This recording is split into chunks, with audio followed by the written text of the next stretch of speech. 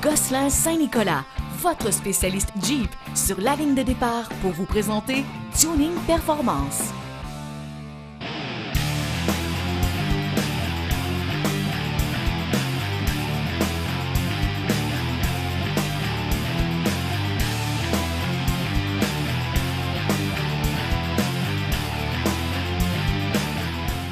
Bienvenue à cette autre édition de Tuning Performance. Vous avez vu précédemment, on regardait quel modèle de véhicule choisir, quelle marque dans l'industrie. Il y avait une tonne de choix qui s'offraient à nous. Mais là, une fois qu'on a fait l'acquisition de notre véhicule, qu'est-ce qu'on fait? Vers qui qu'on se dirige? Où est-ce qu'on s'informe? Pat, je te donne un exemple. Je m'achète un Rubicon. Oui. Il est dans ma cour. Mais il n'y a aucun panneau hors route là, qui est affiché là, sur la rue. Là. Il n'y a pas de trait désigné. Bref, tu veux t'amuser avec. Exactement. Okay. Fait que là, qu'est-ce que je fais? À qui je m'informe ou j'appelle? Bon, la première chose que je ferais serait de s'inscrire dans un club. OK. Il y a des forums de discussion qui existent. Il y a des clubs sérieux qui existent à Québec. Comme par exemple le Club Jeep Aventure qui a au-dessus de 400 membres. Il y a beaucoup d'informations à aller chercher à ce niveau-là. Première des choses, avoir des droits d'accès, aller dans les sentiers que vous avez le droit d'aller. Oui. Pas faire n'importe quoi, n'importe comment. C'est la première des choses à faire. Deuxième des choses, un coup qu'on a sélectionné notre club, vous allez apprendre sur les modifications. Vous allez voir d'autres véhicules que le vôtre qui sont modifiés plus et un petit peu moins, quoi que ce soit. Vous allez pouvoir faire vos choix, parler aux personnes concernées également, et choisir une bonne boutique aussi pour bien vous conseiller. Ça, c'est important que tu l'abordes. La bonne boutique en tant que telle. Bon, j'en ai beaucoup des fois qui parlent de eBay, Internet ou autre. Qu'est-ce qui se passe, disons, que je me retourne vers ces Bien, écoute, la problématique de eBay ou des trucs qu'on commande sur le net, on ne parle pas à personne spécifique. On commande un petit peu les yeux fermés. On reçoit des trucs, des fois, qui ne sont pas compatibles avec le véhicule. À ce moment-là, ça se trouve être un petit peu difficile de retourner le produit et de dire, écoute, ça ne fonctionne pas, tu comprends le principe. Souvent, il y a un frais aussi qui est rattaché rattaché à retourner le produit. Effectivement. Donc, faire affaire avec des gens de Québec qui sont capables de vous parler en français, c'est déjà un gros plus. Donc, une fois que j'ai toute cette information-là, je pense qu'il faut vraiment que je cible aussi qu'est-ce que je veux faire avec mon véhicule. Oui, absolument. Si tu veux, écoute, par exemple, faire de la trail combinée avec de la route, il faut aller cibler un véhicule qui va bien se comporter sur le chemin et qui va avoir des capacités en route également. OK. Mon Rubicon, là, comme j'ai pris par exemple, est-ce que j'ai besoin d'y apporter quelques modifications, disons, pour avoir beaucoup plus de plaisir là, dans la traîne? Oui, beaucoup plus de plaisir. Écoute, ça dépend des personnes. Il y a des gens qui vont faire, on parle, mettons, de code de trail qui est de 1 à 10. 1 étant très facile et 10 étant extrême. Il y a des bris de véhicules, etc. Donc, il faut choisir déjà ce qu'on veut faire en partant. À partir de là, on va choisir les modifications en conséquence. OK. Mais là, avec mon Rubicon, monsieur, madame, tout le monde, je ferais un petit tour IGA puis qui déciderait de passer vers un petit sentier, un petit canal rocailleux. Aucun problème. Aucun problème. Bon, bien, Pat, plus tard, on va regarder c'est quoi qui est plus important, les plus grandes modifications qu'on doit faire pour aborder quelque chose de plus agressif. On a bien hâte. Yes. Somme toute, nous, de notre côté, on va avoir une chronique esthétique. On va les mettre de la brillance avec Silver Wax.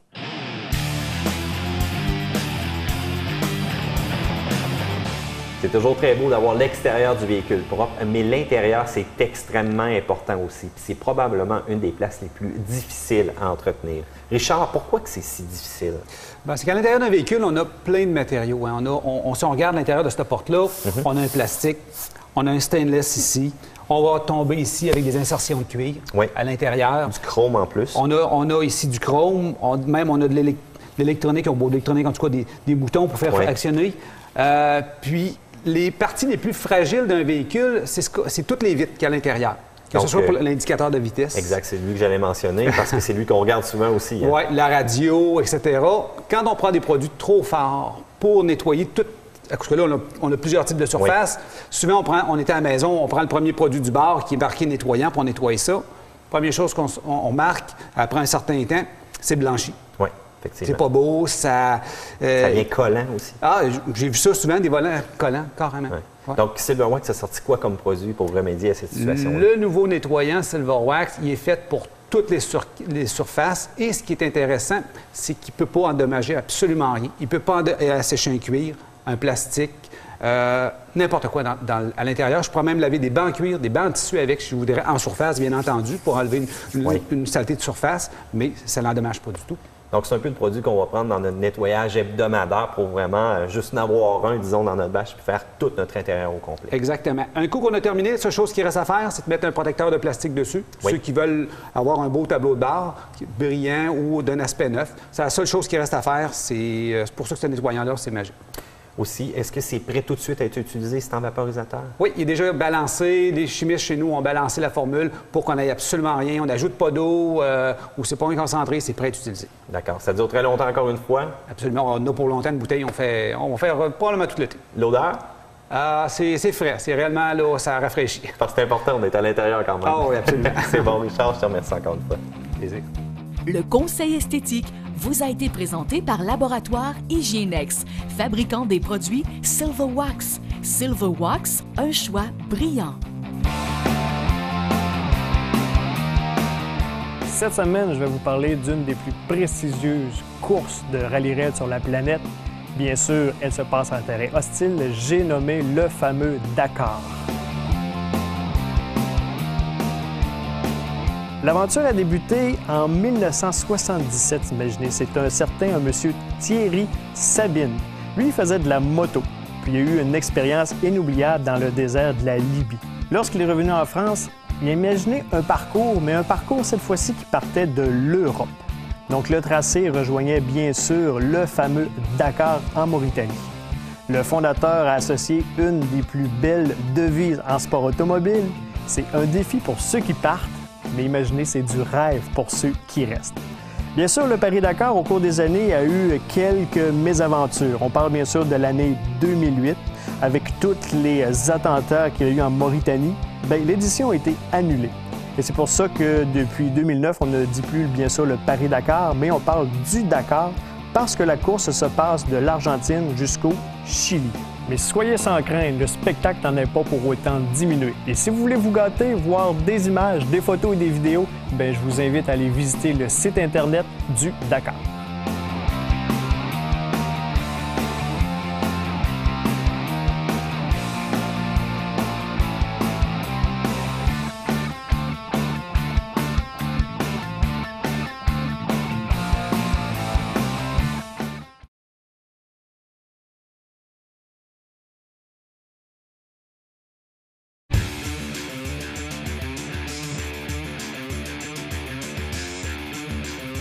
Cette partie d'émission vous est présentée par Auto Acoustique, le seul vrai spécialiste en audio d'auto à Québec. Juste à regarder le site web ou encore la page Facebook d'Auto Acoustique, on peut voir qu'ils ont été impliqués dans une tonne de projets vraiment spéciaux. Frank, sors-moi quelques idées de quelque chose de vraiment extrême. Bien, ça dépend. Dans ce qu'on a fait, c'est sûr que notre dernier corbillard est relativement assez extrême, autant au niveau extérieur, la peinture, que le système de son intérieur, ça c'est sûr et certain. Sinon, par contre, on peut parler d'appareils qui existent sur le marché qui sont très extrêmes. On parlait des fois des gens qui pensent avoir le meilleur système de son. Oui. Ah, j'en ai pour 6 000. On peut penser, exemple, à Audison qui fabrique un seul amplificateur à 17 000 là, tu sais. Fait à la main? Fait à la main, complètement. C'est quand même assez spécial, là. Oui.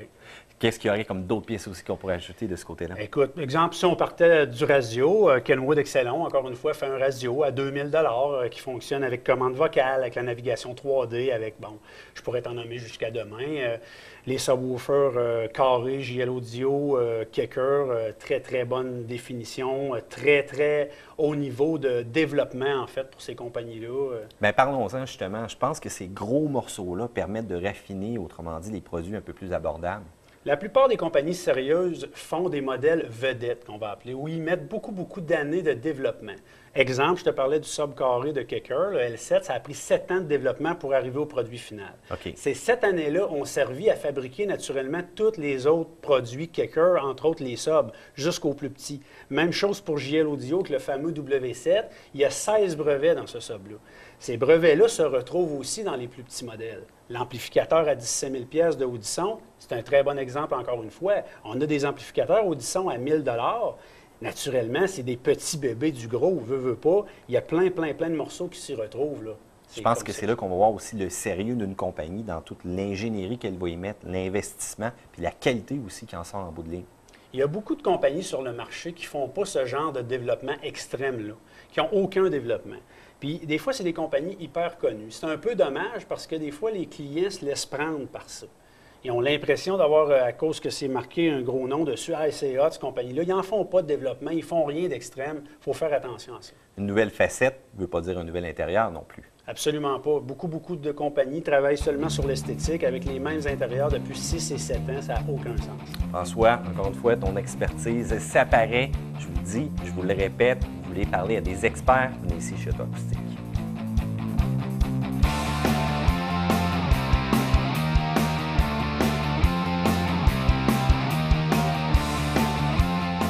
Après avoir fait le tour de l'ensemble des clubs, surtout du Club Jeep, j'ai vu une tonne de photos, de vidéos, j'ai échangé avec des membres, puis je me rends compte qu'il y en a qui ont des setups assez intéressants, des grosses affaires, du gros HP, je veux ça. Tu veux ça? Exactement. T'as pas besoin de ça, Mathieu, non. Pour commencer. Pour commencer. On n'est pas obligé d'aller dans le 35, dans le 36, 6 pouces de suspension. Non. Moi, personnellement, quand j'ai commencé à la base. Avec le véhicule, il faut commencer par voir si le véhicule est capable d'en faire sans modification. Oui, ça se fait de la trail sans modification, mais on s'aperçoit assez rapidement que ça en prend pour être capable de suivre puis d'avoir plus de plaisir, puis que ça ne fait pas bing-bang en tour tout le temps aussi. Bien, sur le forum, justement, j'ai vu qu'il y avait différents niveaux de trail aussi, de 1 à 10. Oui, absolument. 1 étant formation 101, si on veut, 10 étant très extrême. La majorité des trails vont se faire entre 4 et 6, mettons, si on parle du Club Jeep Aventure. OK. Donc, tu me dis que même avec un véhicule d'origine, j'ai quand même accès à plusieurs niveaux. Là, oui, absolument. Donc, après ça, une fois que j'ai regardé les différents niveaux, j'ai fait une saison, j'ai quand même apprécié ça. C'est toujours une question de budget. Hein? C'est toujours une question de budget. Et tu vas avoir un conseiller. On peut évidemment monter la machine de guerre si tu veux en partant, mais je ne te le conseille pas. OK. Selon mon expérience, les gens qui montent un véhicule trop rapidement vont prendre des choses, faire des mauvais choix, vont le regretter, puis ils n'ont pas d'expérience dans le sentier non plus avec le truck. Ça serait quoi un exemple de mauvais choix, comme tu me dis? Bien, je te dirais un mauvais choix, justement, de choisir une suspension qui n'est pas ajustable en général, une suspension pas assez haute, qui, après ça, ils vont vouloir modifier le pneu, puis là, ils sont poignés avec le kit. Il y a des kits qui sont upgradables, d'autres non. OK. Il faut démystifier ce genre de solution-là. Puis les pneus, moi, j'aime ça gros en partant. Je peux-tu le faire? Oui, tu peux le faire avec une suspension de 2,5 pouces, tu pourras aller jusqu'à du 35 de pneus. OK. Par contre, il y a 2 inconvénients à ça. Quand tu vas faire du flex en trail, tu vas à côté dans tes ailes avec 2,5 pouces. Fait que ça, c'est plus ou moins bon. Je te dirais au niveau du guirage du véhicule également. Okay. Si tu as fait ton choix, si ton concessionnaire ne t'a pas averti ou t'a pas vendu le bon véhicule avec le bon guirage, tu risques d'avoir des problèmes. Tu n'aimeras pas ça. Tu n'auras pas de torque, tu n'auras pas de rod, comme on dit. Bien, je pense qu'il va falloir que tu me démystifies ça. On va te démystifier ça. Un petit peu plus tard. Pas de problème. Nous, en attendant, on s'en va voir Laboratoire Diesel et on fait un survol d'une des 3 grandes marques de l'industrie.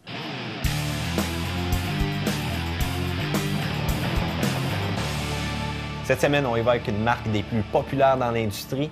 On y va avec les modifications pour Ford. François, bon, je retrouve un peu encore les mêmes pièces que les semaines précédentes, soit les lignes d'exhaust, les kits d'entrée d'air. Le programmeur, cependant, 3 semaines différentes, 3 programmeurs différents. Pour 3 marques différentes. Oui.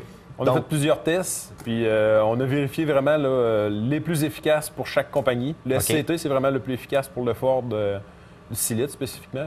J'aime bien leur slogan « More power, less fuel ». Oui, oui. On peut gagner là, de 3 à 5 litres là, au 100 km, plus dans certains modèles, dans certaines années. Peut aller chercher jusqu'à 200 forces de plus. Mais là, c'est avec seulement ce kit-là. Seulement ça? Seulement ça. C'est impressionnant. Diesel, effectivement, c'est un monde totalement à part. Oui. Là, tu m'as mis 2 petites pièces que je ne suis pas tout à fait sûr. Oui. C'est quoi ça? Ça, c'est justement... Programmeur, c'est très important. Le genre de programmeur que quelqu'un achète sur eBay, ne connaît pas, des chiffres miracles. C'est très important d'avoir le bon programmeur pour la bonne application. OK. Ça, c'est des mauvaises applications, justement. Là. Trop de pression dans le cylindre fait craquer un piston. Trop de chaleur fait fondre le piston. Ça a littéralement fondu, hein? Oui, exactement. Ça coûte un moteur, là. C'est un moteur complet. Donc, c'est important de venir voir des pros, de vous assurer que vous avez le bon programmeur. Bon programmeur pour l'utilisation, la bonne version de... On n'essaye pas ça le vendredi soir. Idéalement. Pour Ford spécifiquement, tu m'as amené des pièces ici sur la table. Oui, Ford, il y a un problème, surtout le 6 litres, un problème de couleur de GR. OK. Ce que ça fait, c'est que l'exhaust passe dedans pour aller dans l'intake.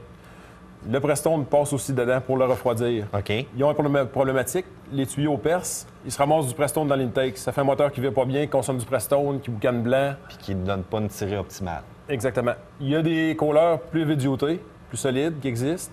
Sinon, il y a toujours le kit d'éliter le couleur. OK. On l'élimine complètement, on élimine le problème définitif. Donc, autrement dit, on est prêt pour du millage et de la puissance en masse. Oui. François, dans les semaines à venir, des gros projets? Le plus le fun. Restez à l'écoute. Cette mécanique de performance vous a été présentée par Laboratoire Diesel, le leader diesel de l'Est du Canada.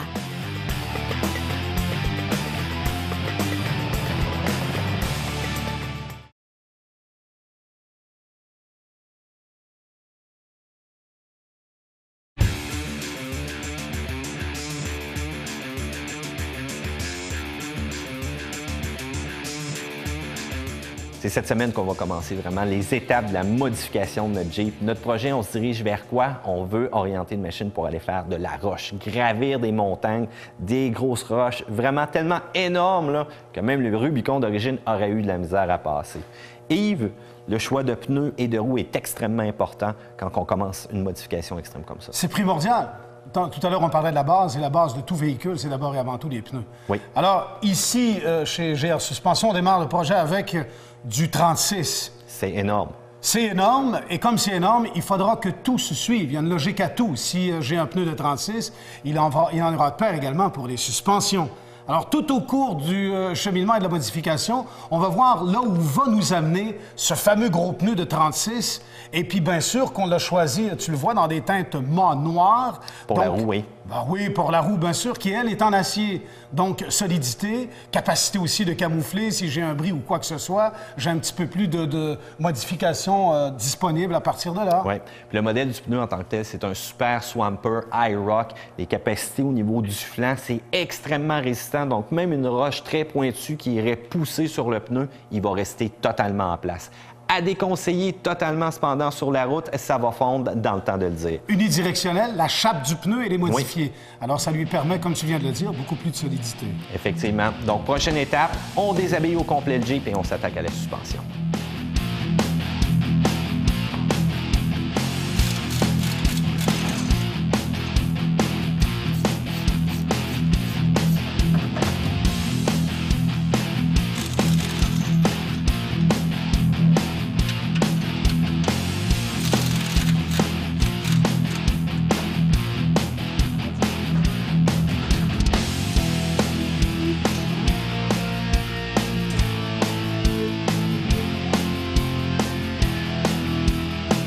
Le projet Jeep Extreme est une réalisation de GR Suspension, l'expert en équipement et modification de véhicules hors route.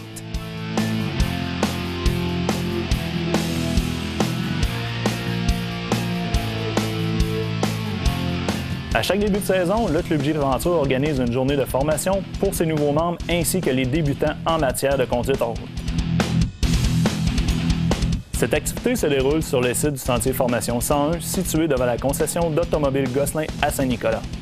Cette journée a pour but de permettre aux nouveaux membres d'apprendre et de mettre en pratique les techniques et consignes de sécurité en conduite hors route.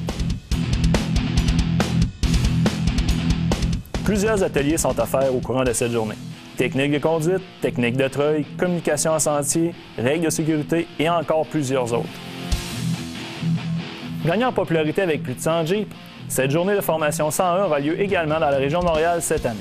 Profitez-en pour tester votre Jeep dans un environnement sécuritaire et rencontrer notre équipe de guides chevronnés. Bienvenue à tous! Une des pièces qu'on discutait tantôt, c'est vraiment la fameuse gear ou encore l'engrenage qui se situe dans le différentiel, tout simplement. C'est quoi le rôle exactement de cette gear-là, comme on dit? Écoute, la gear se retrouve, comme tu disais, dans le différentiel. C'est elle qui va propulser un peu ton véhicule au niveau des vitesses. OK. Ce qui est important de savoir, c'est si on arrive avec une gear qui est trop petite, comparativement avec un pneu qui est trop surdimensionné, on va manquer de puissance. OK, parce que le pneu qui est surdimensionné, là, va demander encore... poids, là, exactement. Exactement. Va demander plus de puissance au véhicule. Donc, vu qu'on a un moteur qui est quand même assez limité au niveau des Wrangler, par exemple, oui. Si on irait avec un pick-up, c'est complètement autre chose, mais si on y va, mettons, avec un Wrangler Jeep, on a un moteur qui est un peu plus petit. Oui. On peut compenser par un guirage qui est plus élevé. Autrement dit, si on met des 35 pouces, l'idéal serait aller avec une gear de différentiel de 4,88. Okay. On a 2 différentiels, donc évidemment, c'est x2. OK, donc c'est vraiment à l'arrière, à l'avant. Absolument. C'est totalement nécessaire. On ne peut pas mettre 2 gears non identiques Non, aussi, parce que là, ça ne fera pas un beau bruit. D'accord.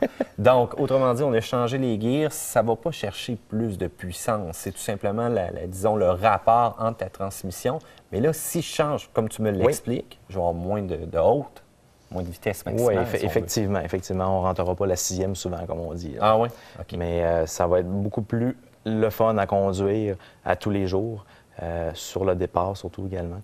Sinon, c'est un véhicule qu'on a communément vache. Oui, exactement. Donc, autrement dit, mon accélération, mon 0-100, ou encore pour favoriser mes dépassements sur la route, parce qu'on s'entend des fois que j'utilise mon véhicule dans les 2 environnements. Absolument. Donc, j'en reperdrai pas trop. Là. Donc, tu vas revenir comme un véhicule d'origine avec les pneus à la base, dans le fond. D'accord. Donc, on change les 2 gears. Est-ce que c'est beaucoup de temps, ça, en garage?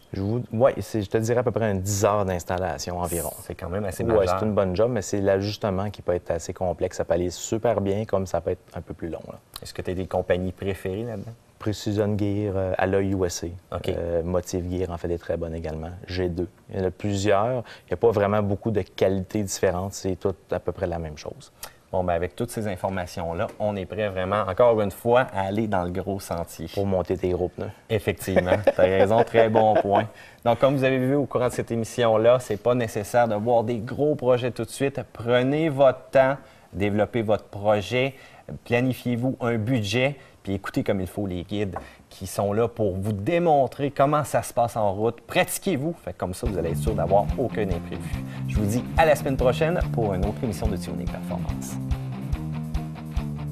Partez à l'aventure avec Gosselin Saint-Nicolas. Une seule adresse depuis plus de 45 ans.